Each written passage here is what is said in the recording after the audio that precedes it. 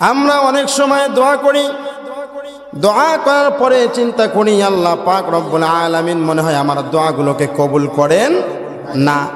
কিন্তু হাদিস শরীফের মধ্যে আসছে বান্দা যখন দোয়া করে আল্লাহ পাক রব্বুল আলামিন বান্দার দোয়া 3 ভাবে কবুল করেন। জোরে বলেন সুবহানাল্লাহ।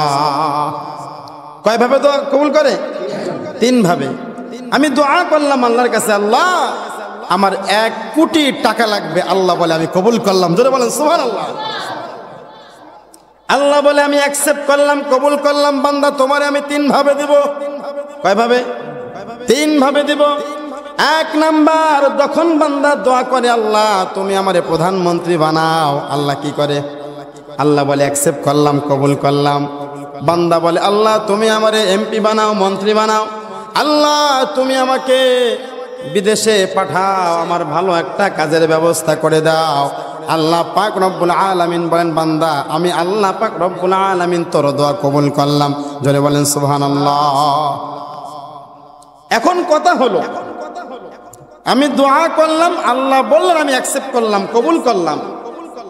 হাদিস শরীফের মধ্যে ব্যাখ্যায় রাসূল করিম সাল্লাল্লাহু আলাইহি ওয়াসাল্লাম বলেন এই দোয়াটা আল্লাহ পাক রব্বুল আলামিন 3 ভাবে কবুল করেন। কয় ভাবে? 3 ভাবে কবুল করেন। নাম্বার 1, বান্দা যখন দোয়া করে আল্লাহ পাক রব্বুল আলামিনের কাছে, আল্লাহ পাক রব্বুল আলামিন বলেন বান্দা তোর দোয়াটা কবুল করলাম। আমাদেরকে বানিয়েছেন কে? আরো জোরে আওয়াজ তুলতে হবে, আমাদের বানিয়েছেন কে? আল্লাহ আমাদের বানিয়েছেন।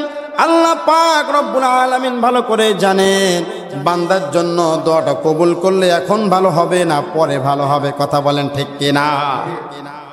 আল্লাহ যদি দেখেন বান্দার দোয়াটা এখনই কবুল করলে বান্দার জন্য ভালো হবে, আল্লাহ পাক রব্বুল আলামিন সাথে সাথে বান্দার জন্য ওই দোয়াটা কার্যকর করে ফেলে।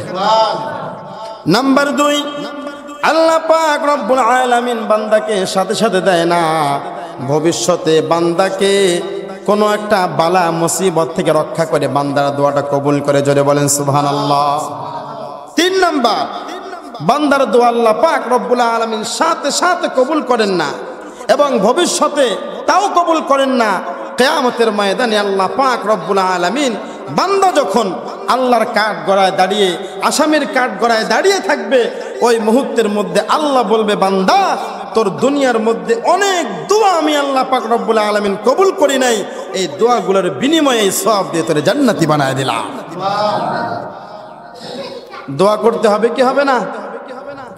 দোয়া করতে হবে কি হবে না? আমরা ছোটবেলায় একটা গান শুনতাম বেশি বেশি, আল্লাহ তোমায় ডাকতে জানি না, ডাকার মতো ডাকতে আল্লাহ কেমনে শোনে না। কি বলেন? যদিও এটা সচরাচর শোনা যায় না,